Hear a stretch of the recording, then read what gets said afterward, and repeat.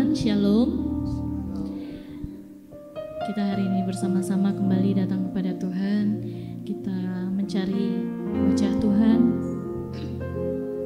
Kita bersama-sama kumpul di tempat ini untuk meminta anugerah daripada Tuhan, sehingga Tuhan terus memberikan kepada kita anugerah demi anugerahnya untuk kita boleh terus mengikut Tuhan dengan setia.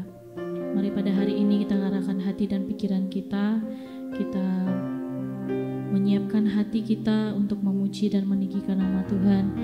Kita siapkan pikiran kita sehingga pikiran kita tertuju hanya kepada Tuhan. Tuhan Allah Bapa di dalam surga, kami bersyukur Tuhan untuk hari ini, untuk penyertaan-Mu sepanjang hari ini dalam hidup kami Tuhan. Sungguh kami bersyukur karena Tuhan terlalu amat baik dalam hidup kami, sehingga hari ini kami ada sebagaimana kami ada. Kami berikan hidup kami untuk memuji dan meninggikan nama Tuhan. Kami beri hati kami Tuhan pada sore hari ini. Biar kiranya Tuhan Kau yang terus berikan kami kekuatan, Tuhan terus berikan kami penghiburan, Tuhan terus berikan kami sukacita yang baru Bapa. Sehingga pada hari ini ketika kami memuji dan meninggikan nama Tuhan, kami boleh mengalami hadirat-Mu Tuhan. Kami boleh mengalami Engkau secara pribadi Bapa. Mari Allah Roh Kudus, Engkau hadir di hati kami, Engkau hadir di pikiran kami, sehingga kami dipenuhkan oleh hadirat-Mu. Terima kasih Bapa, terima kasih Tuhan. Kami mau mengangkat pujian kami mau berkata, Bapa, aku datang kepadamu, menyembah-Mu di sini Tuhan, karena kami percaya Engkau sudah hadir di tengah-tengah kami. Haleluya, haleluya Yesus.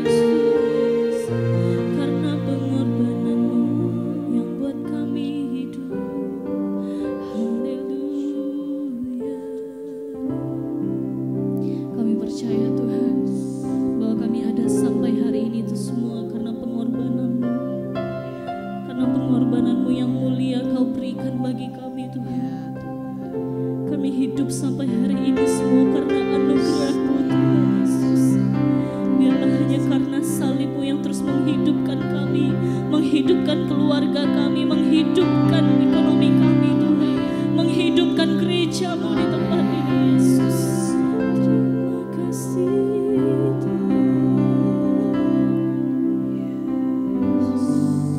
karena salib-Mu ku hidup, karena salib-Mu ku menang. Engkau yang berkuasa, sanggup untuk melakukan mujizat-Mu. Karena salib-Mu, ku hidup, karena salib-Mu kami menang Tuhan. Engkau yang berkuasa, sanggup untuk melakukan mujizat-Mu. Karena salib-Mu, Tuhan, ku hidup, karena salib-Mu ku menang. Engkau yang berkuasa, Engkau yang berkuasa, sanggup untuk melakukan mujizat-Mu di hidupku. Karena salib-Mu, karena salib-Mu ku hidup, karena salib-Mu kami menang. Engkau yang berkuasa, sanggup untuk melakukan mujizat-Mu. Karena salib-Mu, hidup, karena salib-Mu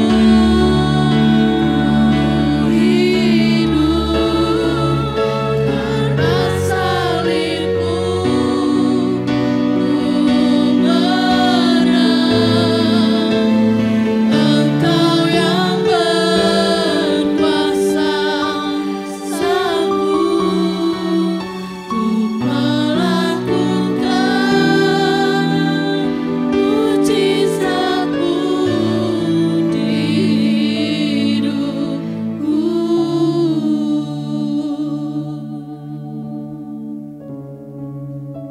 Sungguh kami bersyukur Tuhan untuk pengorbanan-Mu di kayu salib, menghidupkan kami, membuat kami memiliki pengharapan akan Engkau Tuhan, membuat kami menerima kehidupan kekal yang daripada Engkau Yesus. Terima kasih Tuhan, terima kasih. Kami menikmati hadirat-Mu Tuhan, dan sebentar kami mau memberikan persembahan yang terbaik. Biar kiranya Tuhan Kau memberkati pekerjaan kami, apapun yang kami tekuni hari ini, biar kiranya membuat berhasil di dalam hidup kami dan kami mempermuliakan nama Engkau melalui apa yang kami persembahkan kepadamu Tuhan. Terima kasih Bapa, terima kasih Engkau memberkati hamba-Mu yang akan mengedarkan kantong persembahan. Tuhan berkati hidupnya, berkati keluarganya, apapun yang dikerjakan Kau buat berhasil. Terima kasih Bapa, terima kasih. Juga Engkau memberkati hamba-hamba-Mu, pelayan-pelayan-Mu, bahkan jemaat-Mu yang hari ini belum sempat memberikan persembahan yang terbaik. Biar kiranya Tuhan Kau terus berkati hidup mereka, Engkau terus memberkati pekerjaan mereka Tuhan, sehingga mereka terus hidup di dalam Engkau, sehingga mereka terus hidup di dalam kecukupan. Terima kasih Bapa, terima kasih. Di dalam nama Tuhan Yesus kami sudah berdoa dan mengucap syukur. Haleluya, amin. Kita angkat pujian kita, betapa besar kasih-Mu Allahku. Betapa besar kasih-Mu Allahku, sehingga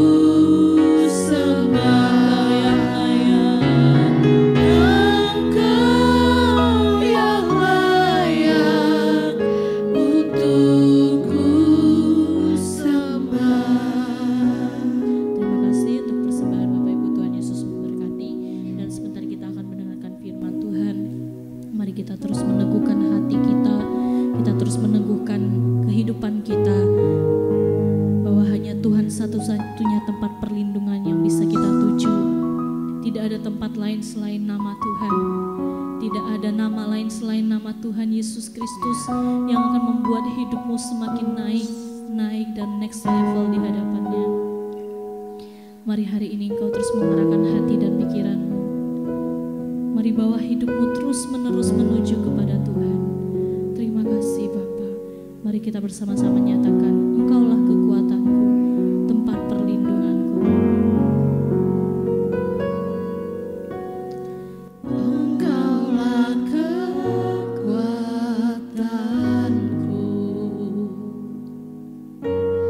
tempat perlindunganku. Saat badai menerpa,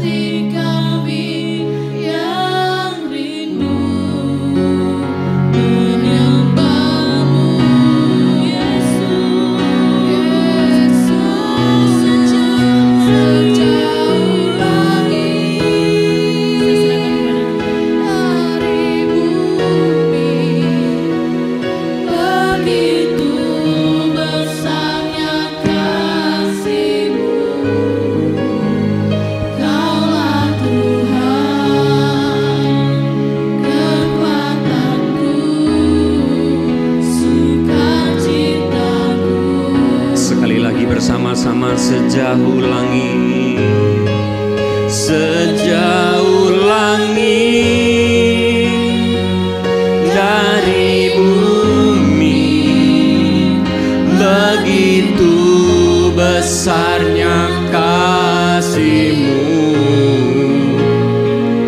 penuhi hati kami yang rindu menyembah-Mu.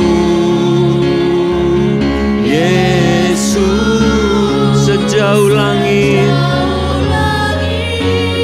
kasih-Mu Tuhan,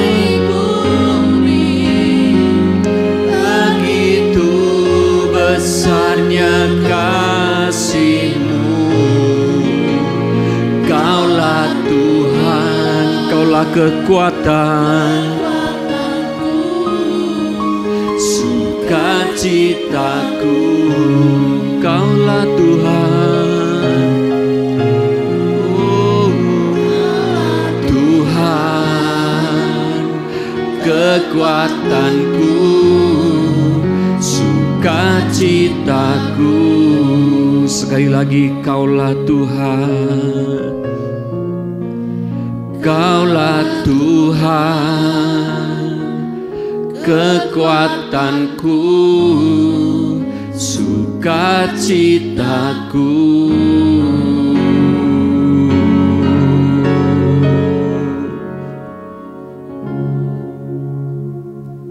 Benar Tuhan, Engkau adalah sumber kekuatan hidup kami. Engkau adalah satu-satunya penolong di dalam setiap langkah kehidupan kami, Tuhan. Kami boleh merasakan pimpinan dan pertolongan Tuhan yang terus ada dalam hidup kami. Hari lepas hari kami tahu Tuhan, Kau tidak pernah meninggalkan. Seperti halnya pada malam hari ini Tuhan, kembali boleh Engkau himpunkan kami semuanya dalam keadaan yang luar biasa, dalam keadaan yang baik. Tuhan, merupakan anugerah yang terindah dalam hidup kami. Kalau malam hari ini kami boleh bersama-sama ada di tempat ini Tuhan, untuk menerima kebenaran firman-Mu, untuk Tuhan kami boleh dipenuhi dengan pengertian-pengertian yang datang daripada Tuhan. Oleh karena itu Tuhan, mari Engkau berbicara atas setiap kami, pribadi lepas pribadi Tuhan. Biar Engkau yang akan melawat setiap pribadi kami pada malam hari ini. Tuhan berkati jemaat Tuhan yang sudah hadir pada malam hari ini, supaya Tuhan kami semuanya boleh membuka hati kami, membuka pikiran kami, sehingga Tuhan firman-Mu itu boleh tinggal, melekat, menjadi ingat-ingatan di dalam setiap hidup ini Tuhan. Memberkati untuk hamba-Mu yang akan menyampaikan pada malam hari ini Tuhan. Kiranya pengurapan-Mu turun memenuhi tubuh jiwa roh hamba-Mu, dipenuhkan di dalam nama Yesus. Tuhan berkati supaya apa yang akan disampaikan pada malam hari ini Tuhan boleh menjadikan kekuatan dalam hidup kami. Terima kasih Bapa, terima kasih. Di dalam nama Tuhan Yesus kami sudah berdoa dan mengucap syukur. Amin. Silakan duduk Bapak Ibu. Puji nama Tuhan. Shalom. Ya, hari ini saya melihat kita semuanya dalam keadaan yang baik, dalam keadaan yang luar biasa, dalam keadaan yang penuh dengan sukacita. Ya, saya percaya malam hari ini merupakan kesempatan yang baik untuk kita semuanya, ya, bisa bersama-sama mendengarkan kebenaran firman Tuhan. Ya, Yesus pernah mengatakan, maka bersukacitalah murid-murid ketika mendengar perkataan ketika mendengarkan kabar sukacita itu. Ya, demikian juga dengan kita malam hari ini, kita pun bisa bersukacita ketika mendengarkan kebenaran firman Tuhan. Baik Bapak Ibu, kita akan bersama-sama malam hari ini kembali belajar untuk mengulik kebenaran firman Tuhan. Apa yang akan Tuhan sampaikan pada malam hari ini untuk kita semuanya, kita mau bersama-sama belajar. Ya, pada malam hari ini saya memberikan judul, di balik penderitaan ada kemuliaan. Ya, sepertinya mungkin agak Membingungkan, di balik penderitaan kok ada kemuliaan. Harusnya kan kalau di balik penderitaan itu kan pasti ada kesusahan, ada hal-hal buruk yang kita alami. Tetapi malam hari ini saya mau membagikan firman Tuhan, di balik penderitaan ada kemuliaan. Ya Bapak Ibu, kita tahu sekarang kita ini hidup di akhir zaman. Ya, kehidupan semakin sulit, kehidupan semakin membuat kita dalam menjalani hidup ini penuh dengan tantangan. Ya, apalagi kita hidup di zaman era global digital hari-hari ini, kemajuan zaman itu semakin luar biasa.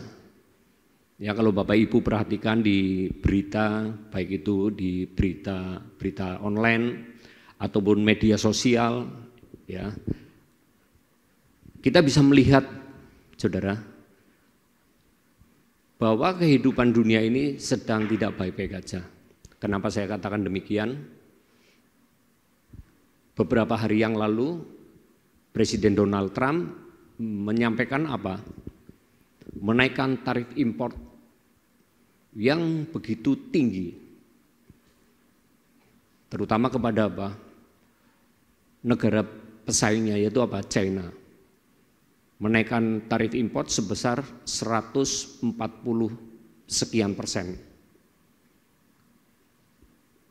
Nah ini tentu saudara, nantinya akan berdampak yang luar biasa. Kemudian untuk Indonesia dikenakan tarif impor sebesar 47%. Kemarin saya sempat mengikuti beberapa berita bahwa ini akan bisa melumpuhkan perekonomian, memporak-porandakan. Ya, kalau Bapak Ibu perhatikan, ada banyak sekali perusahaan-perusahaan yang hari-hari ini gulung tikar. Kehidupan semakin sulit, ya, banyak karyawan yang dirumahkan, di PHK.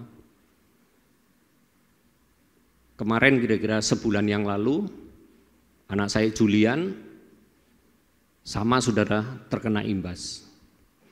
Jadi perusahaan yang dia ikuti bekerja hari itu sebelum masuk libur lebaran kemarin, Julian tuh menelpon kami mengatakan, "Pak, aku sepertinya diterima kerja di tempat yang baru." Terus gimana Jul? Ini aku bingung, mau tak ambil atau enggak. Saya katakan, kamu doa Jul, minta peneguhan dari Tuhan. Pasti nanti Tuhan memberikan kamu hikmat, mana yang harus kamu ambil. Terus kapan kamu masuk untuk di perusahaan yang baru? Dia katakan minggu depan sesudah lebaran. Pagi dia menelpon saudara, tiba-tiba sore harinya Julian memberitahu kami lagi. Mengatakan Pak, perusahaanku yang kemarin kolab. Terus gimana Jul? Cabangnya yang di Surabaya ditutup. Pagi mendengar kabar berita yang baik, sorenya mendengar kabar berita yang kurang menyenangkan. Perusahaannya ditutup.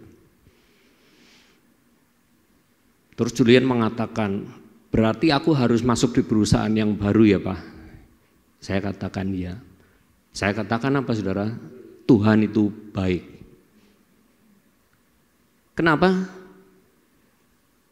Ini adalah hal yang luar biasa saudara, yang jarang terjadi. Ya Tuhan pasti memberikan pembedaan kepada anak-anak Tuhan.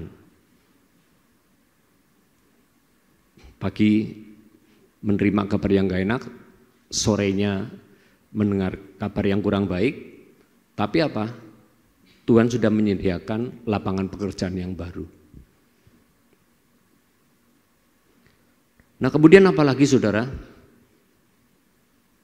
nanti di sekitar tahun 2030 sebentar lagi, ya ini persaingan era digital dalam hal pekerjaan ini akan semakin menyulitkan untuk kita-kita.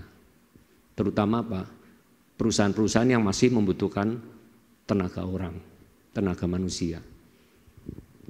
Di China sekarang ngirim paket sudah bukan pakai kurir lagi, saudara. Tidak pakai kurir. Ada sebagian yang sudah menggunakan mobil tanpa ada supir, tanpa ada orang yang mengantarkan paket. Tapi mobil ini bisa berjalan ke alamat tujuan masing-masing sesuai dengan paket yang akan dituju dan bisa dihantarkan tanpa adanya supir. Nah, ini apa, saudara? Nanti akan mengancam apa? Orang-orang yang apa? Yang bekerja di lapangan. Nantinya pasti akan tersingkir. Belum ada hal-hal lain lagi, saudara. Ya, yang mengancam kehidupan. Kemarin kira-kira sebulan yang lalu perusahaan tekstil terkenal tutup, mem-PHK sekian ribu karyawan. Nah, belum lagi, saudara, ya, urusan-urusan pribadi dari keluarga kita masing-masing. Itu yang bisa apa? Menyulitkan kita, saudara. Masalah keuangan, masalah keluarga, masalah anak-anak, sakit, itu mendominasi. Betul? Ya, hari ini kita cukup prihatin karena ada sahabat kita, teman kita, anak kita apa? Kevin yang harus apa? Menjalani perawatan di ruang ICU. Ini tentu, saudara, apa? Memberatkan bagi apa? Bagi kedua orang tuanya Kevin, bagi keluarganya Kevin. Saya kemarin sempat berkunjung ke rumah sakit melihat Kevin. Di situ Ibu Jimmy kelihatan sangat apa? Terpukul, kasihan. Menangis terus, bingung, sampai nggak doyan makan, nggak bisa tidur. Saya katakan, Bu, Ibu harus tetap jaga kesehatan, harus tetap makan meskipun pikirannya ini sedang apa, nggak baik, harus tetap makan. Jangan sampai nanti Kevin sudah sakit, Ibu ikut sakit, nanti semakin repot. Kemudian setelah dari rumah sakit saya saudara membesuk Pak Jimmy. Sama aja kondisinya kasihan. Saya datang bersama Ibu Saragi waktu itu. Dia sedih, dia bingung. Dia sampai mengatakan, apa dosa saya, Pak? Atau mungkin dulu masa lalu saya, kehidupan saya yang dulu kurang baik. Hari ini anak-anak saya yang harus kena imbasnya. Dia sampai mengatakan seperti itu. Saya mengatakan, bukan, Pak Jimmy tidak bersalah. Saya katakan, inilah kehidupan. Nah, malam hari ini saudara kita mau belajar, ya, di balik penderitaan ada kemuliaan. Kita akan membaca di dalam surat Efesus pasal keempat ayat yang ke-17 dan sampai dengan ke-24. Yang pertama,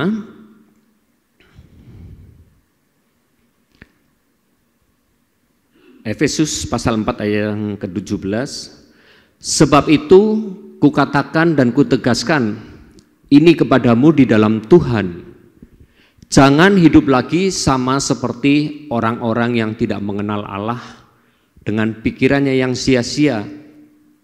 Ya. Orang yang tidak mengenal Allah adalah mereka yang hidup menggunakan logika dan cara-cara duniawi. Saya menuliskan di sini selalu mengandalkan kekuatan manusia sehingga melakukan kesia-siaan. Nah, saudara, surat Efesus ini ditulis oleh Rasul Paulus, ya kurang lebih tahun 58 Masehi. Ya, sudah lama sekali. Hari itu Paulus sedang berada di tahanan. Ya, karena dicekal di dalam mengabarkan pemberitaan Injil, mengabarkan bahwa Yesus adalah juru selamat. Rasul Paulus ini harus menjalani apa nama saudara? Masuk bui. Tapi saya katakan Rasul Paulus ini adalah apa? Orang yang sangat luar biasa. Orang yang sangat memperhatikan apa? Jemaat-jemaat Tuhan. Hari itu di Efesus, Rasul Paulus ini mendengar saudara bahwa ada banyak penyimpangan-penyimpangan yang terjadi, ya, jemaat Tuhan yang undur dari persekutuan, yang mengundurkan dari murid-murid. Makanya di surat Efesus ini Paulus apa? Menuliskan surat kepada jemaat yang ada di Efesus. Tujuannya untuk apa? Untuk memberikan kekuatan. Ya, dikatakan di sini, sebab itu kukatakan dan kutegaskan ini kepadamu di dalam Tuhan. Jangan hidup lagi sama seperti orang-orang yang tidak mengenal Allah dengan pikirannya yang sia-sia. Nah, yang saya maksud apa? Orang yang tidak mengenal Allah adalah mereka yang hidup menggunakan apa saudara? Logika. Hari-hari ini banyak anak-anak Tuhan yang sudah rajin ke gereja, ya, sudah rajin mengikuti persekutuan-persekutuan, ngakunya imannya kuat. Tapi ada banyak dari mereka apa saudara, yang masih suka apa? Mainan dukun. Tidak percaya dengan apa? Dengan pimpinan Tuhan. Tidak percaya dengan apa? Firman Tuhan. Mereka lebih apa? Lebih suka tanya kepada dukun, kepada orang pinter. Tujuannya untuk apa saudara? Untuk mencari jawaban. Jawaban sebuah kehidupan katanya. Mumet. Pekerjaannya kacau, keuangannya kacau. Perginya kemana saudara? Perginya ke suhu. Mereka apa? Rela pergi, datang kepada dukun apa? Membawa kembang, menyan, gula, kopi. Untuk apa saudara? Untuk menanyakan, Mbah, hidupku ke depan bagaimana? Mbah, aku pingin dapat 3 angka yang jos. Supaya aku bisa apa nembak nomornya keluar, saya punya duit. Banyak orang seperti itu, saudara. Mudah-mudahan di sini tidak ada. Ini apa saudara? Ini cara-cara duniawi, cara-cara duniawi. Kalau zaman sekarang mereka cari duit apa saudara? Cari yang mudah. Main trading. Iya, main trading. Saya ada beberapa keponakan di luar kota. Saya mendengar mereka apa? Mencoba-coba main trading. Saya katakan, percuma kamu main trading. Duitmu ada berapa pasti habis. Wah, enggak. Dia manggil saya Kuan. Enggak Kuan. Ini pasti nanti ada untungnya. Dia menanamkan sekian ratus juta, nanti pulangnya mendapatkan keuntungan berpuluh-puluh juta. Saya katakan, kamu itu dibohongin. Kamu itu dikasih manis dulu, nanti ujung-ujungnya kamu habis. Enggak mungkin. Buktinya saya sudah dapat transferan, yaitu yang ditransfer duitmu sendiri, saya bilang. Nah, mereka nggak percaya saudara. Benar, ujung-ujungnya saya dengar berita, kalahnya ratusan juta. Ini cara-cara duniawi saudara. Terus ada lagi yang khawatir dengan hari esok. Wah, sesuk mangan opo ya? Besok saya ada kebutuhan harus menutup, membayar ini, membayar itu, harus membayar angsuran bank. Saudara punya rasa khawatir. Kemudian apa? Lebih memilih tidak ibadah. Untuk apa? Untuk mencari uang. Lebih mementingkan apa? Urusan-urusan duniawi daripada mencari Tuhan terlebih dahulu. Karena apa saudara? Kita khawatir akan hari esok. Ya, firman Tuhan mengatakan kesusahan hari ini cukup untuk sehari. Jadi kalau kita mau benar-benar mengandalkan Tuhan saudara, ya harus andalkan Tuhan sepenuhnya.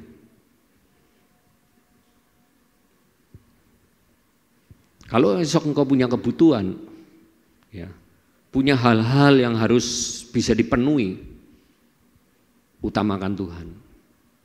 Cari Tuhan terlebih dahulu. Pasti saya percaya itu apa? Tuhan akan apa? Menyediakan.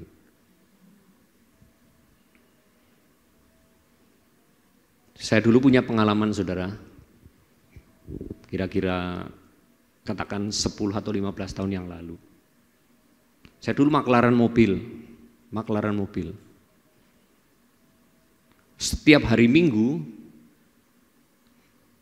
kita sesama maklar, ya pedagang mobil, itu bersama-sama berduyun-duyun kemana saudara? Ke Jogja, ke TVRI, namanya Bursa Mobil TVRI Yogyakarta. Wah, hari itu saudara, teman-teman saya itu kalau hari Sabtu mereka sudah berangkat ke Jogja. Ada yang bawa 4 mobil, ada yang membawa 5 mobil. Mereka bahkan apa? Rela nginep di dalam mobil. Berangkat hari Sabtu, tidur di mobil, nanti hari Minggunya mereka gelar dagangan. Tujuannya apa saudara? Cari cuan.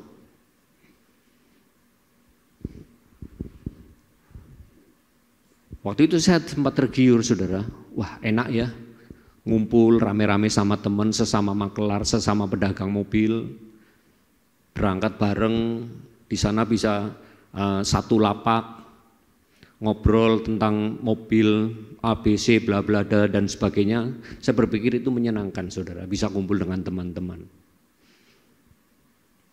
Tapi ada satu hal yang menjadi pertimbangan saya saudara, hari Minggu harus ibadah. Hari Minggu harus ibadah. Ini memang benar-benar saya pegang, kami pegang, terutama buat keluarga. Hari Minggu harus ibadah.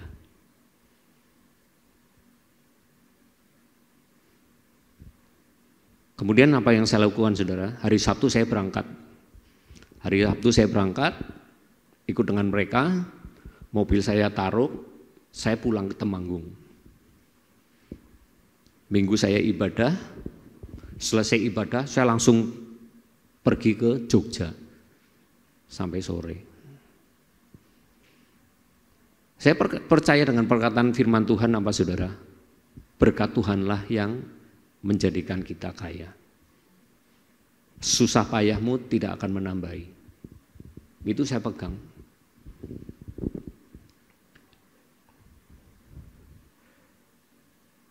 Nah kemudian saudara, yang selanjutnya hidup dalam keduniawian. Ya, apa? Bergaya hedon, suka kesana kemari. Ya, hari ini apa saudara? Marak dengan yang namanya apa? Kafe, nightclub, marak di mana-mana. Kalau kayak kafe itu masih mending, mungkin hanya sekedar ngopi atau makan-makan. Tapi yang hari ini marak apa saudara? Nightclub. Ada minuman keras, ada musik yang hingar-bingar, ya. Terus ada yang lain-lainnya, saudara tahu. Mereka datang ke tempat-tempat itu tujuannya apa, saudara? Mencari kebahagiaan, mencari hiburan. Dapat nggak di tempat-tempat seperti itu hiburan? Saya katakan sangat dapat. Tapi ini cara-cara duniawi, saudara. Ya, dugem di dalam nightclub, di diskotik, minum, mabuk. Itu saya katakan apa? Kenikmatan sesaat. Tapi kalau kita mau datang kepada Tuhan, ya, ada sukacita yang luar biasa yang mengalir apa? Yang tidak akan pernah tergantikan. Amin. Ini cara-cara duniawi. Kemudian kita masuk di slide yang berikutnya. Efesus pasal 4 ayatnya yang ke-18, dan pengertiannya yang gelap, jauh dari hidup persekutuan dengan Allah, karena kebodohan yang ada di dalam mereka dan karena kedegilan hati mereka. Ya, saya tuliskan di sini, hidup seenaknya sendiri, tidak mau mengenal Allah dan kebenarannya, atau tidak mau membangun hubungan dengan Allah, selalu melakukan kebodohan dan hatinya degil. Hatinya degil, saudara. Ya, mudah-mudahan kita semuanya yang di sini tidak punya hati yang degil. Ya, artinya apa, saudara? Degil berarti artinya keras kepala, tidak mau menuruti nasihat. Saya dulu pernah mengalami hal seperti di atas ini, saudara, degil. Saya pernah mengalami degil. Karena apa? Tidak bisa menerima kebenaran. Ayo An, lu mau gereja? Tidak.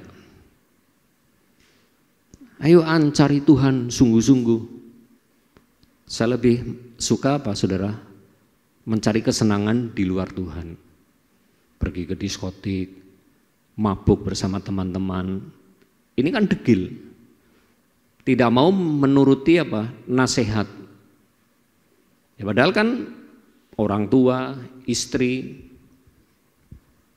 pendeta mengatakan, ayo cari Tuhan. Saya pernah punya pengalaman, saudara. Hari itu masih di Cilacap, ya mungkin sekitar tahun 2003, 2003, saya lupa tahunnya.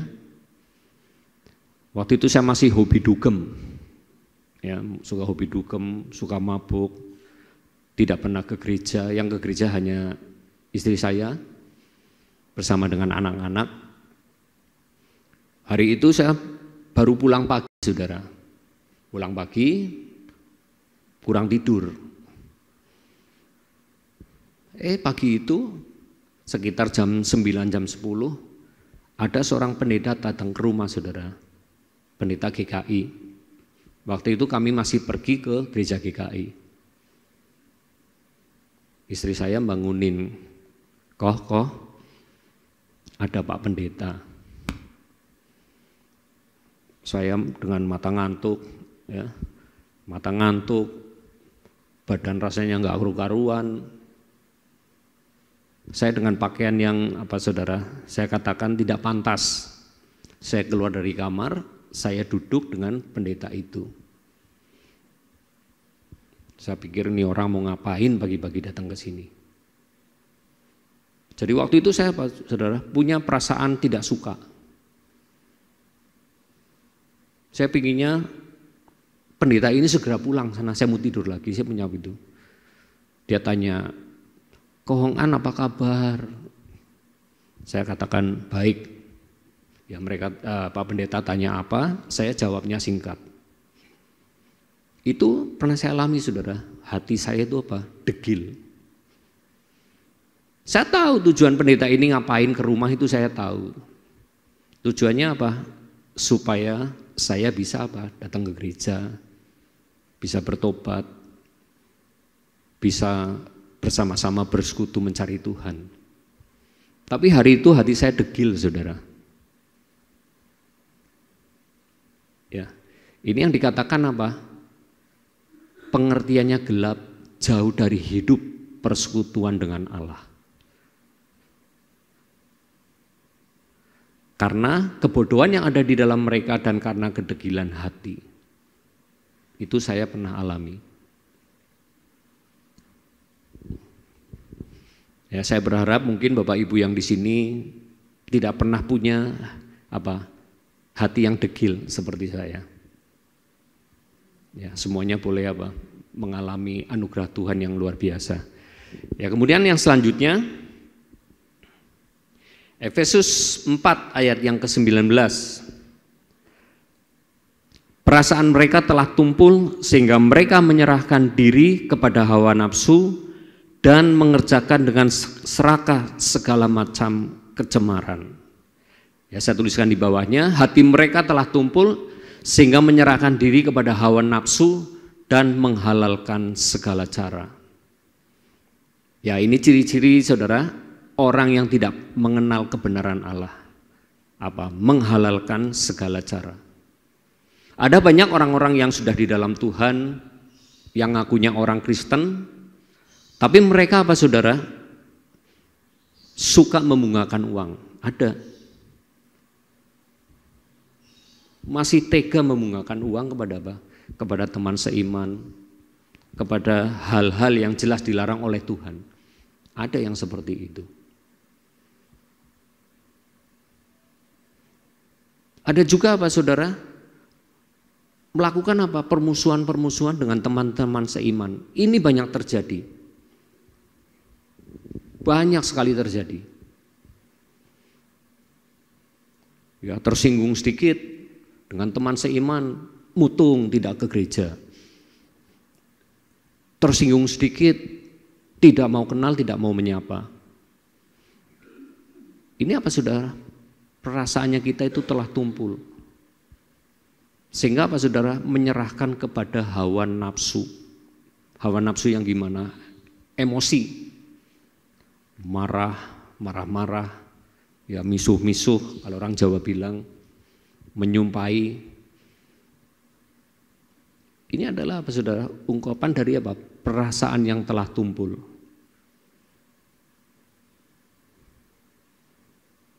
Nah, ini tentu nantinya saudara? Akan menghalangi kita untuk Untuk bisa menerima berkat Tuhan.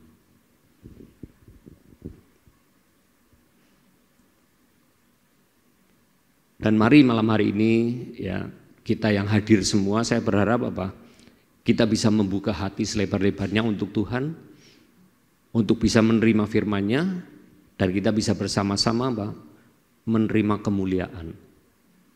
Ya, seperti judul yang tadi, di balik penderitaan ada kemuliaan. Untuk ayat yang selanjutnya,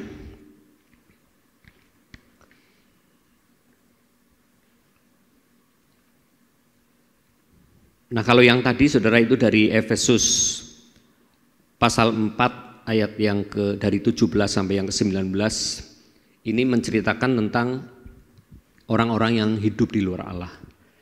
Nah sekarang kita akan belajar di dalam Efesus pasal yang keempat, dari ayat yang ke-20 sampai dengan yang ke-24, ini menceritakan tentang orang-orang yang hidup di dalam kasih karunia Allah.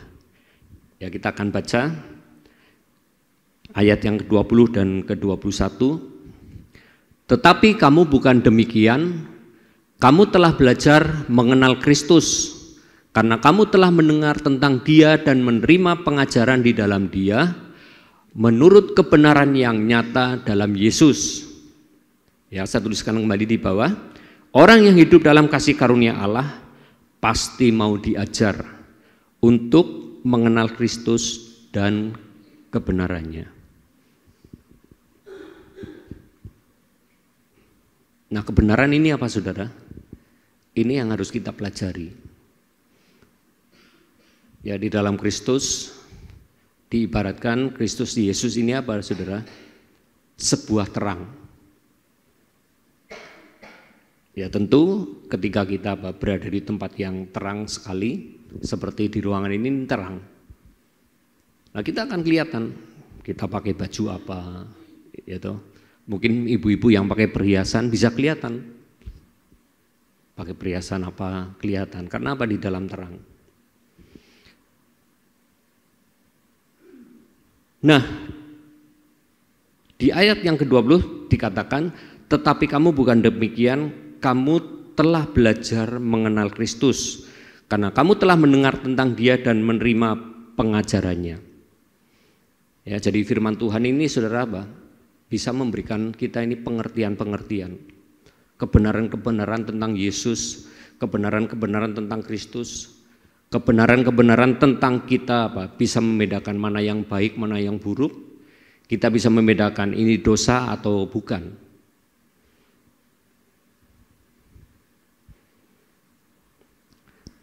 Tentu bukan hal yang mudah ya untuk kita bisa belajar mengerti kebenaran, apalagi tentang pengertian tentang apa saudara, tentang hidup benar. Itu sangat sulit sekali.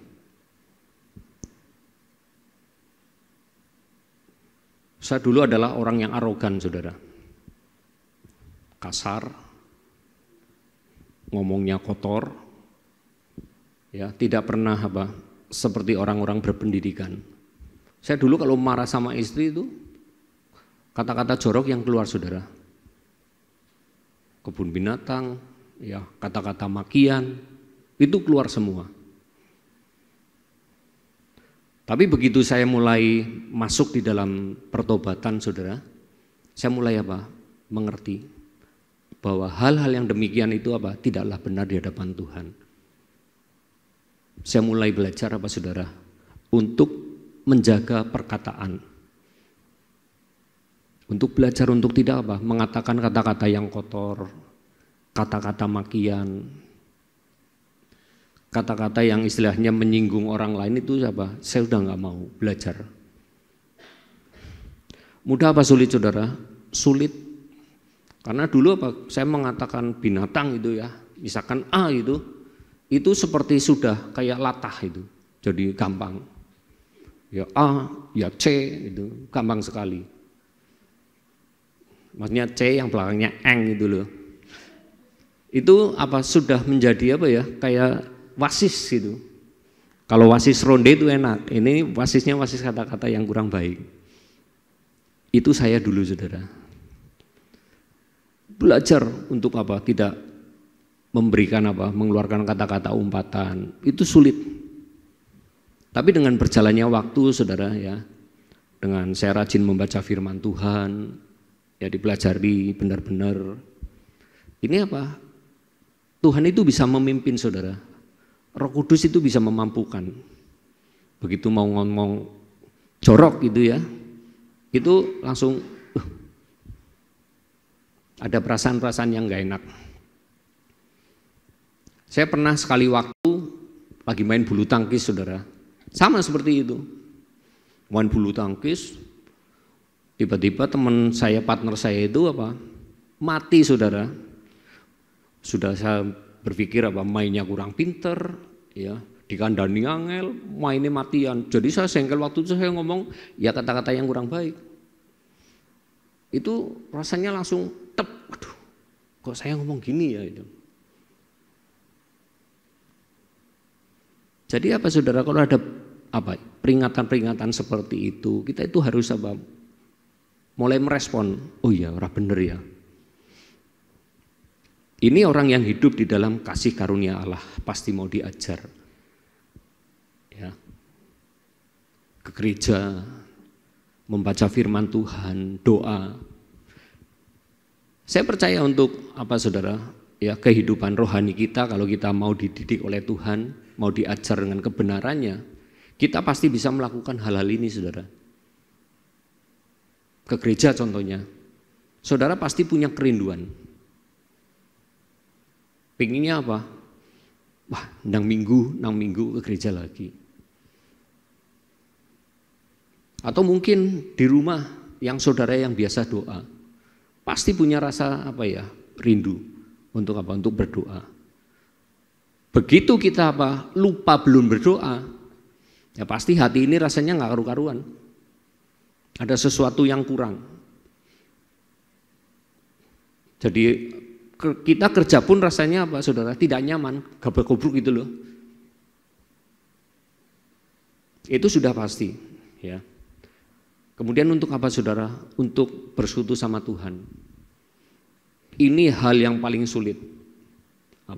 Membaca firman. Paling sulit. Apalagi kalau kita masih pekerja aktif. Masih disibukkan dengan pekerjaan yang ada di rumah. Kita biasanya sulit sekali untuk ngatur waktu. Tapi harus belajar saudara, harus berikan waktu untuk Tuhan,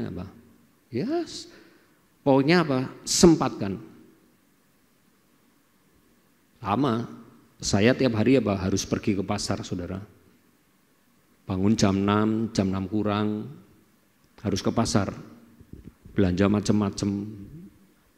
Sampai rumah masih harus mempersiapkan yang lain-lain, cuci sayuran, cuci ayam dan sebagainya. Tapi saudara, saya selalu berusaha menyempatkan waktu untuk Tuhan. Begitu ada kesempatan bisa untuk membaca firman, saya ambil Alkitab.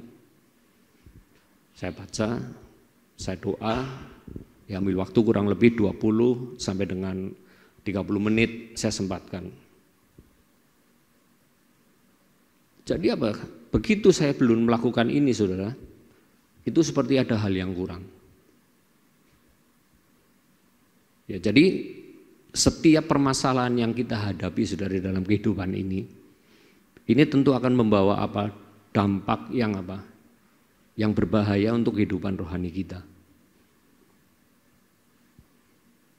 Ya, jadi jangan sampai kita yang hidup di zaman akhir ini yang dipenuhkan dengan hal-hal yang kadang tidak kita mengerti, dengan pekerjaan, dengan masalah keuangan. Ya, ini akan menjauhkan kita dari kasih karunia Tuhan. Jangan sampai. Tapi justru dengan banyaknya pergumulan, dengan tantangan-tantangan, kita ini saudara? Harus semakin belajar untuk mendekatkan diri kepada Tuhan. Ya. Kemudian Efesus pasal 4 ayat yang ke-22 dan ke-24 saya akan bacakan, yaitu bahwa kamu berhubung dengan kehidupan kamu yang dahulu harus menanggalkan manusia lama yang menemui kebinasaannya oleh nafsunya yang menyesatkan, supaya kamu dibaharui di dalam roh dan pikiranmu dan mengenakan manusia baru yang telah diciptakan menurut kehendak Allah di dalam kebenaran dan kekudusan yang sesungguhnya. Ya saudara, mau menanggalkan manusia lama dari hawa nafsu yang menyesatkan untuk menjadi manusia baru yang dikehendaki dalam kebenaran dan kekudusan. Ya, ini berbicara soal saudara? Tentang transformasi. Dari manusia lama menjadi manusia baru. Yaitu dikatakan, yaitu bahwa kamu berhubung dengan kehidupan kamu yang dahulu harus menanggalkan manusia lama yang menemui kebinasaannya. Yang saya ceritakan tadi saudara di ayat yang ke-17-18 itu yang saya alami yang menemui kebinasaannya oleh nafsunya yang menyesatkan. Ini berbicara transformasi saudara, ya berpindah dari manusia lama menjadi manusia baru. Saudara pernah melihat kupu-kupu? Banyak di sekitar kita kupu-kupu. Ya. Kalau sudah menjadi seekor kupu-kupu itu kelihatan indah, sangat indah.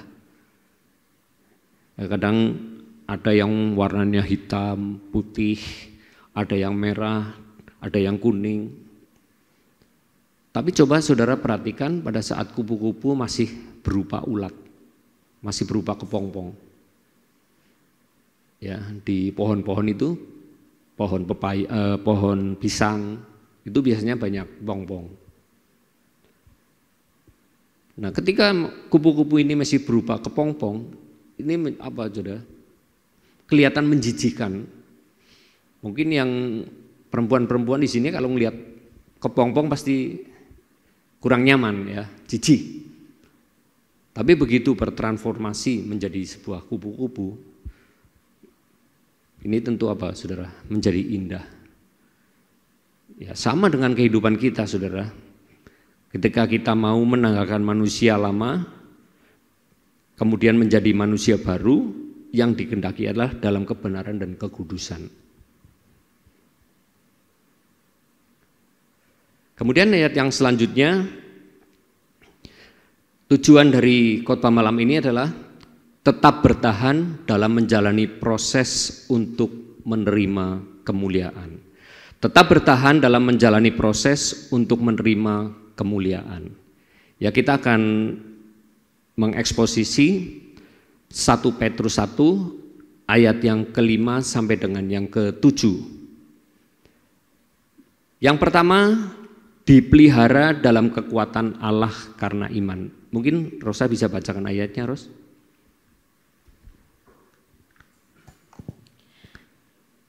Yaitu kamu yang dipelihara dalam kekuatan Allah karena imanmu, sementara kamu menantikan keselamatan yang telah tersedia untuk dinyatakan kepada zaman akhir. Iya, ya, jadi melalui iman, Tuhan ini memberikan kekuatan kepada orang-orang yang dikasihinya dari kuasa jahat yang hendak menghancurkan kehidupan dan keselamatan. Melalui iman, saudara. Nah,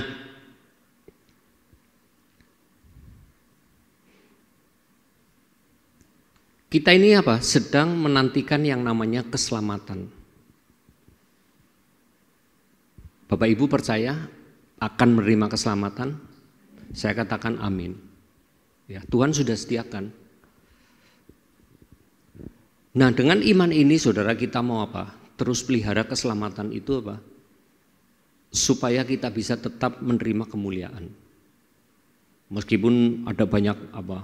Pergumulan, persoalan, hal-hal yang kadang apa? Membuat kita apa? Sulit untuk melakukan apa yang Tuhan kehendaki. Sulit untuk kita apa? Beribadah. Sulit untuk kita memberikan waktu kepada Tuhan.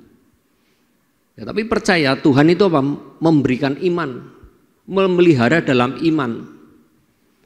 Ya, di dalam 2 Timotius pasal 4 ayat yang 18 dikatakan, dan Tuhan akan melepaskan aku dari setiap usaha yang jahat, Dia akan menyelamatkan aku sehingga aku masuk dalam kerajaannya di surga, baginya kemuliaan selama-lamanya.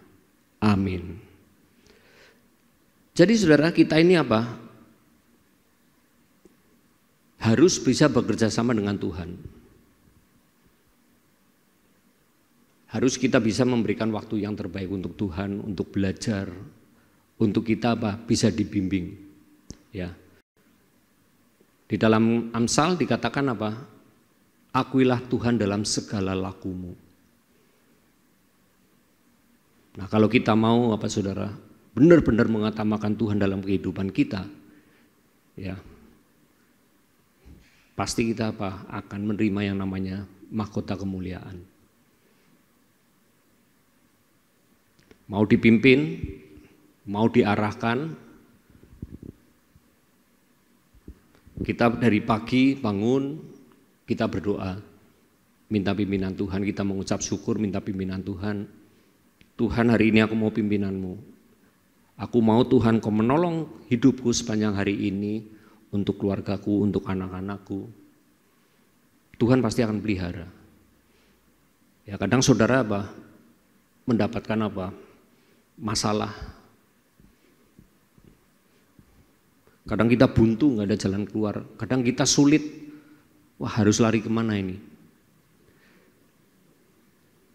Tapi percayalah, Tuhan itu yang apa? Yang akan menopang.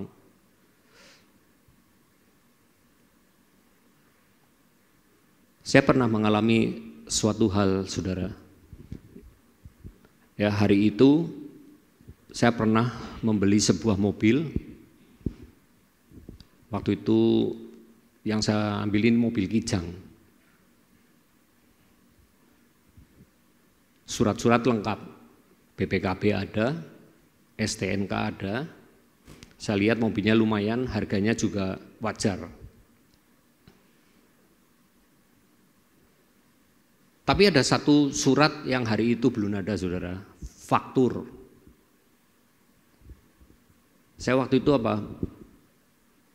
Menggampangkan. Saya berpikiran, enggak ada faktur, enggak masalah. Nanti saya bisa minta di kantor Samsat. Nah, akhirnya mobil itu saya ambil, saya bayar. Kebetulan plat mobil ini Wonosobo, saudara, dari Wonosobo. Saya berpikir, besok saya tak ke Wonosobo untuk minta faktur. Kemudian saya ke sana, pergi ke Samsat. Saya menghadap, Pak, saya mau minta faktur. Mobilnya apa, Pak?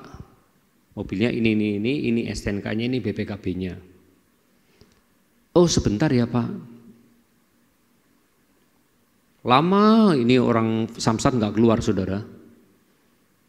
Kemudian orang ini datang. Maaf Pak, fakturnya belum ketemu. Saya langsung deg. Perasaan saya mengatakan apa? Wah, jujur beres sih. Saya berpikiran seperti itu. Kemudian saya pulang, saudara. Kemudian beberapa hari lagi saya datang ke sana lagi. Pak, saya mau minta faktur. Oh ya Dek, sebentar. Kemudian petugasnya ini berbelit lagi, saudara. Pak, nggak ada fakturnya. Loh Pak, nggak ada gimana? Wong saya beli ini BPKB-nya ada, STNK ada.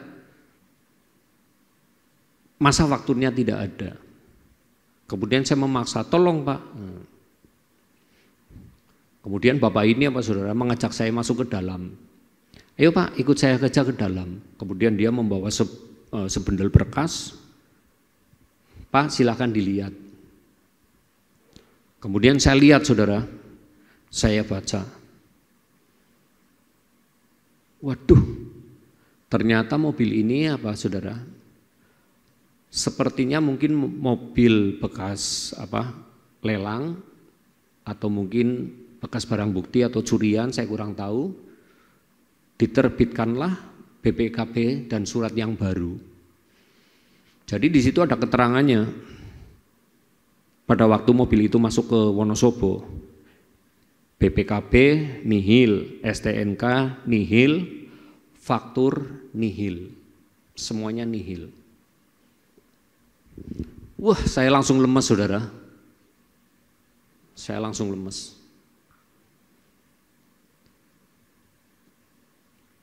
Mateng iki. Padahal duit itu yang saya pakai itu bukan duit saya pribadi, saudara. Jadi waktu itu kami ada kerjasama dengan teman untuk apa? Untuk mengelola uang untuk bersama-sama jual beli mobil. Wah, kayak ganti nih saya ini. Saya berpikiran seperti itu.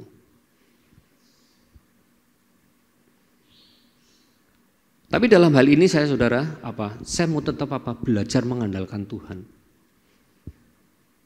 Saya nggak mau pakai dengan cara-cara yang ngawur atau bagaimana, itu enggak. Waktu itu Pak Arif kebetulan datang ke rumah, saya ceritakan, Pak, aku ada masalah seperti ini. Tak ceritain gini ceritanya. Oke, ayo kita doa. Kemudian kami berdoa, saudara, minta pertolongan Tuhan. Soalnya jual mobil yang tanpa faktur itu susah. Apalagi kalau mobil itu mau dimasukkan bank untuk kredit atau leasing. Dari bank atau leasing itu pasti tanya, ada fakturnya enggak? Kalau tidak ada faktur itu biasanya kesulitan.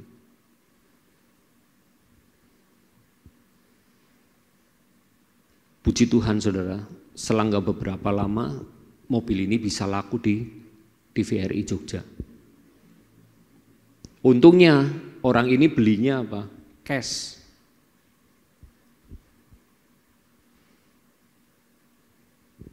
Jadi apa saudara? Di dalam setiap permasalahan itu Tuhan pasti apa? Menolong. Supaya iman apa? Iman kita ini tetap kuat. Iman kita ini tetap teguh, tidak melenceng.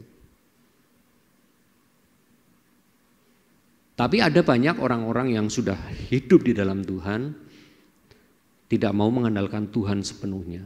Banyak. Mereka lebih suka dengan cara-cara yang lain. Seperti tadi yang saya ceritakan apa? Pergi ke dukun. Ini pasti apa saudara? Iman kita akan runtuh. Saya punya teman di Cilacap, ya, baru kurang lebih sekitar 1 bulan ini meninggal. Dia terkena kanker, apa ini namanya? Getah bening ya. Teman SMA, teman main, teman bulu tangkis, teman nakal juga, teman dugem. Orangnya baik, ganteng, rapi, perlente. Dulu dia kalau pergi, kami pergi bersama itu, saya biasa, wah dia setil saudara, pakai kaos dimasukin, pakai ikat pinggang, rapi, pakai parfum, pakai kacamata, sebentar-sebentar begini. Dia memang rambutnya sempongan tuh, bentar-bentar gini. Ya memang orangnya cakep. Sebulan yang lalu meninggal. Nah pada saat dia 3 tahun yang lalu saudara, 3 atau 4 tahun yang lalu mulai divonis dokter terkena kanker, saya kunjungin. Saya katakan, mau nggak kamu cari Tuhan sungguh-sungguh? Ini yang saya menjadi tanda tanya saudara. Jadi teman saya waktu itu udah mulai ada bagian-bagian saraf yang mungkin terkena. Jadi kayak diajak ngomong itu seperti ngeblank, seperti nyambung, seperti enggak, kayak orang bingung gitu saudara. Saya tantang, mau enggak kamu mengakui kesalahan-kesalahanmu yang masa lalu. Dia cuma kayak orang bingung gitu. Terus saya sarankan, mulai cari Tuhan sungguh-sungguh, ke gereja sungguh-sungguh. Baca firman dan doa. Istri dan anaknya yang pertama itu saya panggil yang paling gede. Sini. Kalau kamu ingin papamu sembuh, ini saatnya kamu datang kepada Tuhan untuk membuktikan kuasa Tuhan.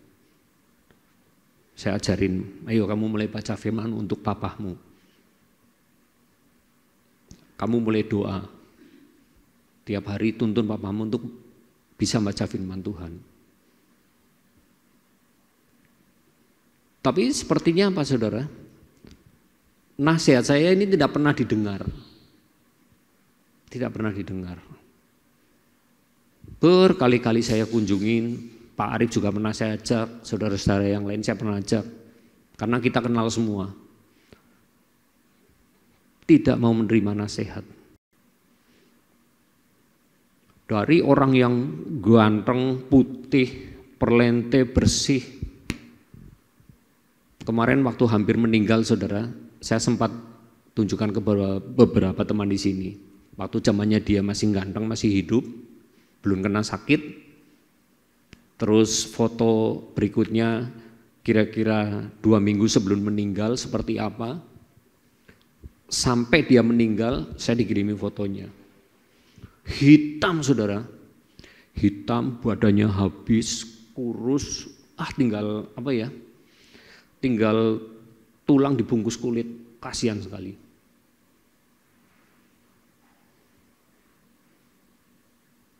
Jadi apa ini saudara, ini yang saya katakan apa, kita ini butuh kerjasama. Supaya apa? Tuhan itu bisa menolong kita apa? Dalam hal apapun.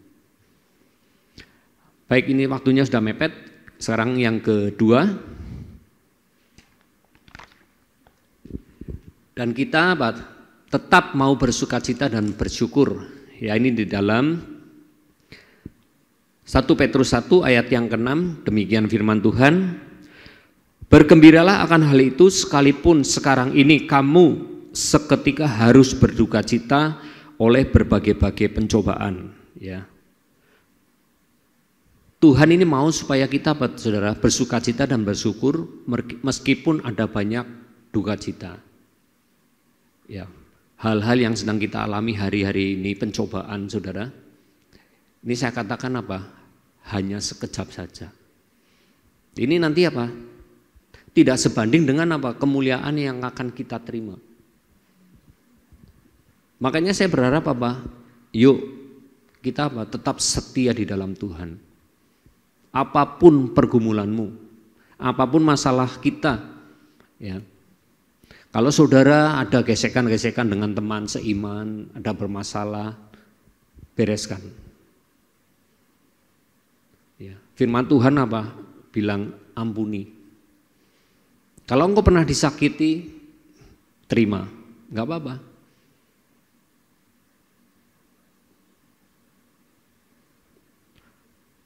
Tuhan mengajarkan itu semua untuk apa, saudara? Untuk kita bisa menerima berkat-berkat Tuhan. Ya, di dalam 1 Korintus pasal yang ke-10 ayat yang ke-13 dikatakan demikian.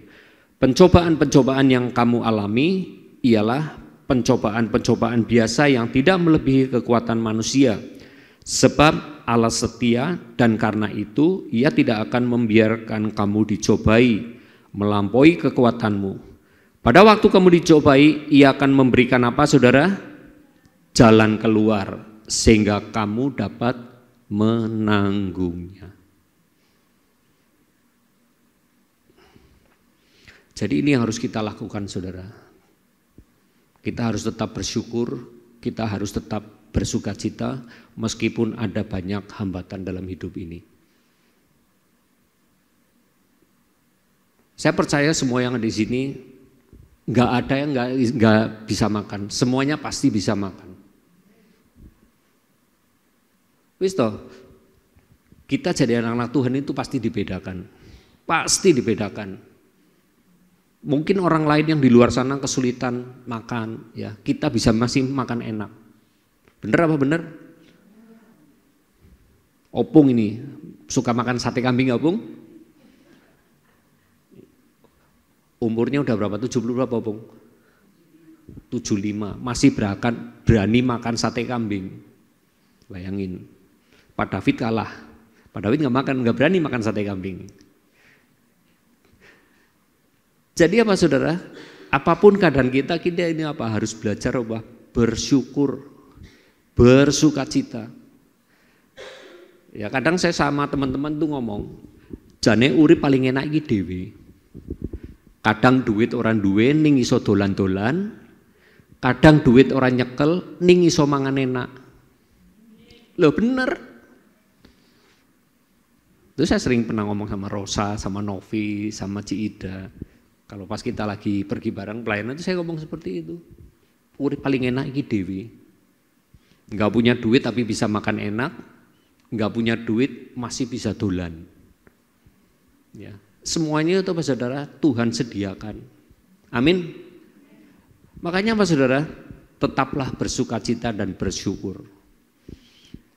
Ya, kalau kita bersyukur meskipun kita ada masalah, kita tetap apa? Bisa apa? Mengatakan bahwa Tuhan itu baik. Amin. Ya, kita akan masuk ke poin yang ketiga. Membuktikan kemurnian iman, ya. Maksud semuanya itu ialah untuk membuktikan kemurnian imanmu yang jauh lebih tinggi nilainya daripada emas yang fana, yang diuji kemurniannya dengan api sehingga kamu memperoleh puji-pujian dan kemuliaan dan kehormatan pada hari Yesus menyatakan dirinya. Ya, jadi saudara, seperti emas ya melalui proses pemurnian dengan apa saudara? Dengan api, dengan penempaan itu apa? Menghasilkan perhiasan emas yang indah. Ya, tanpa dibakar, tanpa ditempa, tanpa dipukul, tanpa mungkin digeraji, dikikir dan sebagainya. Itu tidak akan bisa menjadi perhiasan yang indah yang seperti ibu-ibu pakai. Ya, demikian juga dengan kita, saudara. Ya, melalui pergumulan dan masalah, ini akan menjadikan kita apa? Kuat. Menjadi apa, saudara? Kuat. Nah, kalau kita kuat, nanti kita ini akan apa, saudara? Menerima pujian, menerima kehormatan. Saya sangat apresiasi dengan teman kita Arif bersama dengan Febri. Kemarin waktu Ibu Harsih masih hidup, Pak Woto masih hidup, saya itu kalau ngelihat Arif itu kasihan. Bayangin, saudara, ibunya sakit, bapaknya sakit. Dia harus seorang diri ngurus, harus ngantar ke rumah sakit, kontrol, habis ngantar Ibu Harsih, minggu depannya ngantar Pak Woto. Sakit bergantian, Bu Harsih sehat, Pak Woto sakit. Pak Woto sehat, Bu Harsih sakit. Kasihan, saudara. Tapi saya melihat Arif ini tidak pernah putus asa. Tetap digodoni, Rip, bapak ibumu meriang, tapi wetengmu sih blending bae, paling hehehe gitu. Itu Arif. Jadi ini saudara? Membuktikan kemurnian iman kita ketika kita sedang menghadapi masalah. Arif beberapa waktu pernah bersaksi, hampir aja dia goyah. Dia merasa saudara? Sudah melayani Tuhan, sudah memberikan waktu menjadi pendeta, belajar kuliah teologi sekian tahun. Dia mengatakan, tapi kenapa keluargaku seperti ini? Bapak ibuku sakit semua. Bahkan ada hal-hal yang dia punya perencanaan macam-macam, akhirnya gagal di tengah jalan, saudara. Dia hampir aja terpleset. Kalau begitu untuk apa saya melayani Tuhan? Rupanya Tuhan mendengar keluh kesahnya Arif. Gantian dia yang dikasih sakit. Waktu itu wis awake gede, disenggol, aduh. Ya pernah saya angkat nama Pak Arif dengan siapa lagi waktu itu, Pak Woto, tapi Pak Woto waktu itu masih sakit juga. Wah, beratnya minta ampun, saudara, dipegang sendiri, dia teriak-teriak. Nggak tahu kenapa. Katanya itu badan sama tulang sakitnya luar biasa. Tapi di sini Tuhan bicara, saudara. Ternyata Tuhan tetap memberikan kekuatan. Tetap melihat imannya Arif kokoh. Ya, kita akan melihat di dalam kitab Ayub pasal yang kelima ayat yang 17 dan 18, demikian katanya. Sesungguhnya berbahagialah manusia yang ditegur Allah, sebab itu janganlah engkau menolak didikan yang maha kuasa, karena dialah yang melukai tetapi juga yang membebat. Dia yang memukul tetapi yang tangannya menyembuhkan pula. Jadi Bapak Ibu, ketika kita diizinkan Tuhan untuk banyak mengalami pergumulan, masalah, jangan berkecil hati. Firman Tuhan ini bisa dipegang, ya. Karena dialah yang melukai tetapi juga yang membebat.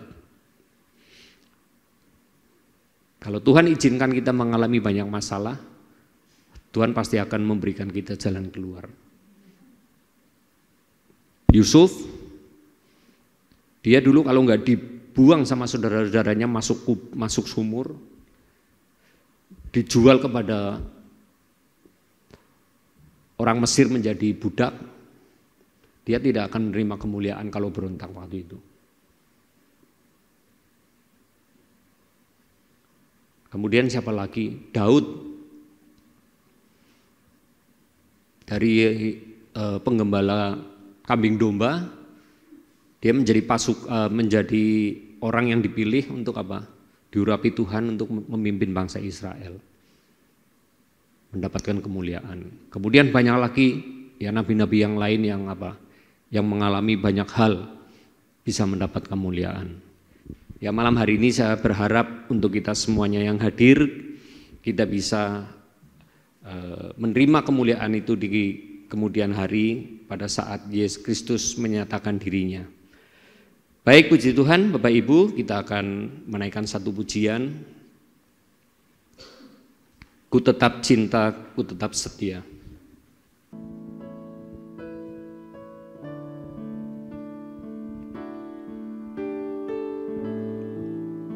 Ku tetap cinta, katakan ku tetap cinta.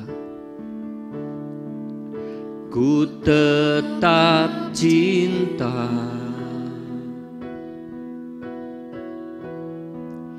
walau badai datang menerpa. Ku tetap cinta, ku tetap setia, ku tetap setia. Ku tetap setia,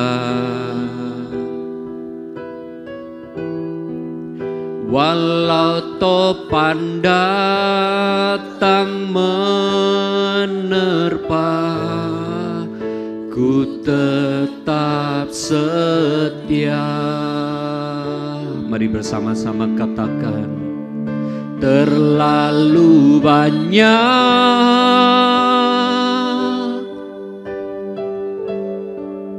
yang Tuhan telah beri, takkan mungkin ku balas dari apa yang ku miliki. Ku persembahkan, ku persembahkan seluruh hidupku, dan ku tetap cinta, dan ku tetap setia untuk selama-lamanya. Mari sekali lagi bersama-sama, ku tetap cinta. Yes Tuhan,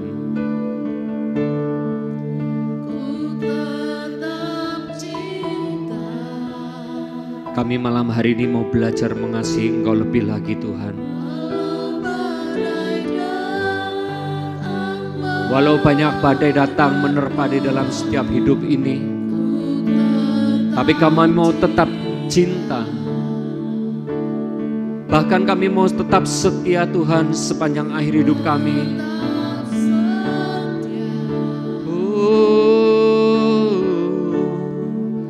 Ku tetap setia, katakan walau topan datang, walau topan datang menerpa. Ku tetap setia. Mari bersama-sama katakan, terlalu banyak, terlalu banyak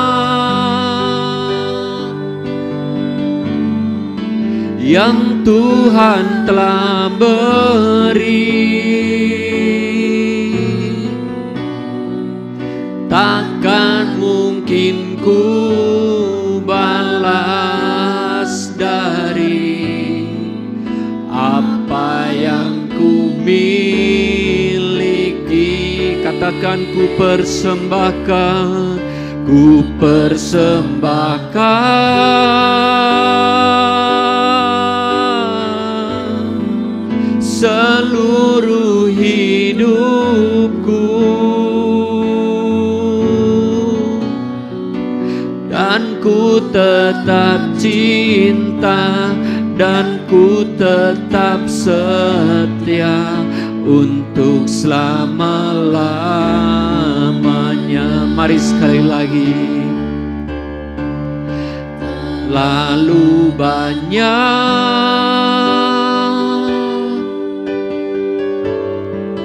yang Tuhan telah beri, takkan mungkin ku balas dari apa yang ku miliki. Ku persembahkan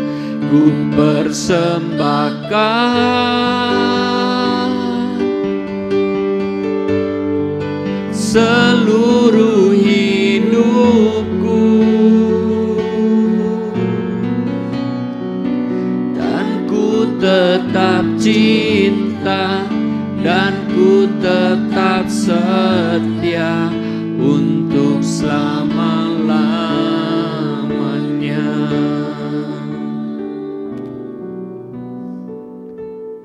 Pujian ini mengatakan terlalu banyak yang Tuhan telah beri. Mari bersama-sama malam hari ini kita mengevaluasi kehidupan kita masing-masing. Di masa-masa yang lalu, apa yang Tuhan sudah berikan pertolongan dalam hidup kita? Mungkin dalam masalah keluarga, dalam hal keuangan, masalah apapun, Tuhan yang setia selalu menolong. Tuhan selalu memberikan jalan keluar yang terbaik untuk kita semuanya. Mari malam hari ini, apapun yang menjadi pergumulan kita, apapun yang menjadi penghalang dalam hidup kita untuk mencapai kemuliaan itu, kita mau tetap belajar cinta dan kita mau tetap belajar setia kepada Tuhan.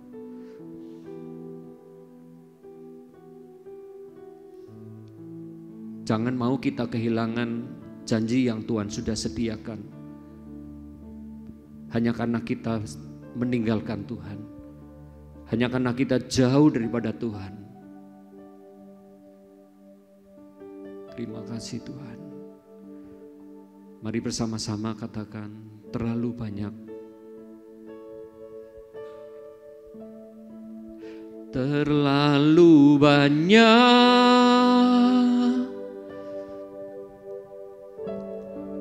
yang Tuhan telah beri,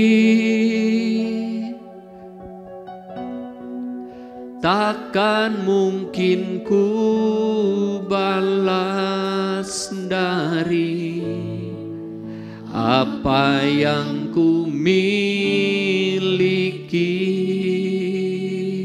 Mari bersama-sama ku persembahkan. Yes, inilah hidup kami Tuhan. Seluruh hidupku, ku tetap cinta dan ku tetap setia untuk selama-lamanya. Mari sekali lagi dan kita mau bersama-sama bangkit berdiri. Terlalu banyak, terlalu banyak. Saya mau undang Ibu Oni untuk berdoa firman Tuhan. Tuhan telah beri,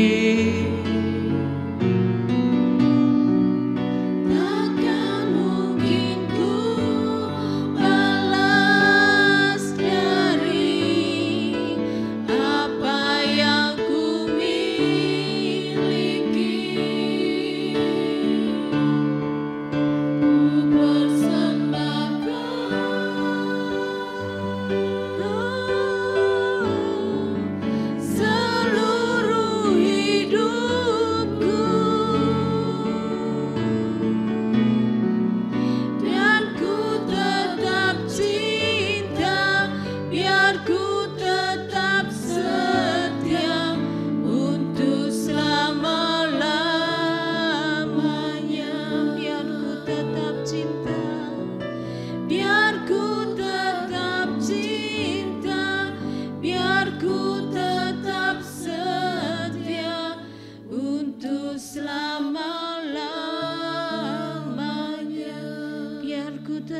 cinta.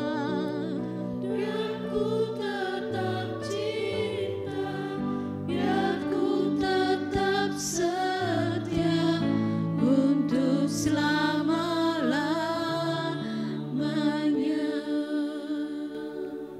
Biarlah Tuhan ini menjadi satu pengakuan kami dan peneguhan di dalam setiap hati kami. Biarlah kami boleh terus Tuhan menjadi orang yang boleh mencintai Engkau dan setia sampai Tuhan menjemput kami, sampai Tuhan kami boleh melihat kemuliaan Tuhan. Terima kasih untuk hamba-Mu Bapak Yakobus yang sudah menyampaikan kebenaran firman-Mu. Terima kasih untuk pemimpin pujian dan tim yang ada yang boleh mempersembahkan pujian kepada Engkau. Biarlah Tuhan Kau berkati dan pengurapan itu terus Tuhan Kau berikan untuk setiap pelayan-pelayan Tuhan yang sore hari ini mengambil bagian. Kami terus Tuhan boleh Tuhan semakin teguh di dalam iman, percaya, pengiringan Tuhan akan Engkau. Sehingga Tuhan ketika masalah boleh ada, persoalan boleh ada, biarlah kami terus memandang kepada Tuhan bahwa Tuhan adalah sumber pertolongan kami. Dan kami percaya Tuhan ketika masalah penderitaan itu boleh ada, kami percaya ada jalan keluar yang Tuhan sudah sediakan. Bahkan persoalan yang boleh terjadi akan yang masa lalu, kami percaya itu juga akan yang sedang terjadi akan berlalu juga Tuhan. Dan kami percaya itu di dalam nama Tuhan Yesus. Secara khusus sore hari ini kami berdoa untuk saudara kami Kevin yang sedang berbaring di rumah sakit. Bapa yang baik, kami Tuhan di tempat ini bersepakat di dalam nama Tuhan Yesus Kristus. Biarlah pertolongan tangan Tuhan yang penuh kuasa Engkau ulurkan Tuhan untuk saudara Kevin ini. Sekalipun diagnosa dokter boleh terjadi, tetapi kami percaya Tuhan, kesembuhan itu Tuhan sediakan untuk Kevin. Kami berdoa untuk keluarga Bapak Jamie, kiranya Tuhan biarlah Kau berikan ketenangan dan keteduhan hati, supaya mereka boleh mengambil tindakan apa yang harus dilakukan yang terbaik untuk anaknya. Biarlah Tuhan Engkau sediakan pendanaan yang ada, Engkau sediakan juga obat-obatan yang tepat sehingga Kevin boleh mengalami kesembuhan. Dan satu kerinduan kami, biarlah ini boleh menjadi satu kesaksian untuk anak ini, bahwa Engkau nyatakan Engkau adalah Allah yang hidup, Allah penolong, Allah yang setia kepada orang yang setia kepada Engkau. Terima kasih Tuhan, terima kasih. Kami berdoa juga untuk hamba-Mu Bapak Arif dan Saudara Arif yang sedang Tuhan di dalam kegiatannya di Salatiga. Kiranya juga Tuhan Kau berkati, Engkau lindungi juga gereja ini Tuhan dari kuasa kegelapan ilah-ilah zaman yang mencoba mengganggu, memporak-porandakan, memecah belah Tuhan. Biarlah Tuhan Engkau tolong, biarlah Tuhan Engkau ikat dengan kuasa kasih Tuhan di tempat ini. Engkau curahkan Tuhan kasih Tuhan di tempat ini. Bahkan mereka yang undur Tuhan, biarlah Tuhan kasih mula-mula itu boleh tumbuh di dalam setiap kami. Kami juga rindu Tuhan untuk pertambahan jiwa di tempat ini. Kami minta Tuhan kepada Engkau, biarlah Tuhan Kau datangkan orang-orang yang membutuhkan Engkau, orang-orang yang memerlukan akan kasih Engkau. Kami merindu Tuhan bahwa tempat ini adalah menjadi tempat doa di mana banyak keselamatan terjadi, banyak jiwa-jiwa pertobatan boleh terjadi. Kami percaya Tuhan Kau juga akan mencukupkan segala kebutuhan akan gereja ini. Engkau sudah nyatakan Tuhan banyak donatur Engkau Tuhan kirim ke tempat ini. Kami berdoa untuk setiap mereka yang sudah memberikan pendanaan donatur mereka. Engkau sudah memberikan hati mereka untuk mengasihi gereja ini. Kiranya Tuhan Kau kembalikan setiap berkat yang sudah mereka curahkan ke gereja ini berlipat kali ganda, 160 kali. Tuhan, 100 kali lipat itu kami mintakan kepada Engkau Tuhan. Kami percaya bahwa pengorbanan mereka tidak akan sia-sia. Engkau pelihara hidup mereka, bahkan mereka yang mungkin juga di dalam masalah, kiranya juga Tuhan Engkau tolong. Kami percaya Tuhan, tangan Tuhan tidak pernah lalai untuk menolong setiap kami anak-anak Tuhan yang Tuhan berserah kepada Engkau. Kami juga berdoa Tuhan untuk setiap jemaat Tuhan yang sore hari ini datang, yang di dalam pergumulan, di dalam sakit penyakit. Kiranya Tuhan juga Engkau jamah satu persatu. Kami berdoa Tuhan, biarlah iman percaya setiap kami yang datang sore hari ini Engkau terus tambahkan, Engkau terus Tuhan tumbuhkan Tuhan, karena hanya Engkau yang memberikan pertumbuhan iman percaya kepada setiap kami. Terima kasih Tuhan, terpujilah nama-Mu. Kami alaskan doa sembahyang ini hanya di dalam nama Tuhan Yesus Kristus. Kami serahkan. Dan Tuhan, sebentar kami akan pulang ke rumah kami masing-masing Bapa. Biarlah kiranya Tuhan pada hari ini berkat-Mu terus Kau limpahkan bagi setiap kami Tuhan. Kami percaya kami sudah diberkati dengan firman-Mu, dan hari ini Tuhan kami boleh pulang ke rumah kami masing-masing dengan selamat tanpa kekurangan suatu apapun, dan kami terus menjadi pelaku-pelaku firman-Mu Tuhan. Terus Engkau dampingi kami, terus Engkau tuntun kehidupan kami Tuhan. Bawa kami ke dalam jalan-Mu yang benar ya Bapa. Terima kasih Tuhan, terima kasih Allah Roh Kudus. Biarlah damai, sukacita, penyertaan-Mu terus Engkau beri bagi kami anak-anak-Mu yang hadir pada hari ini Bapa. Di dalam nama Tuhan Yesus kami serahkan kehidupan kami. Haleluya, haleluya.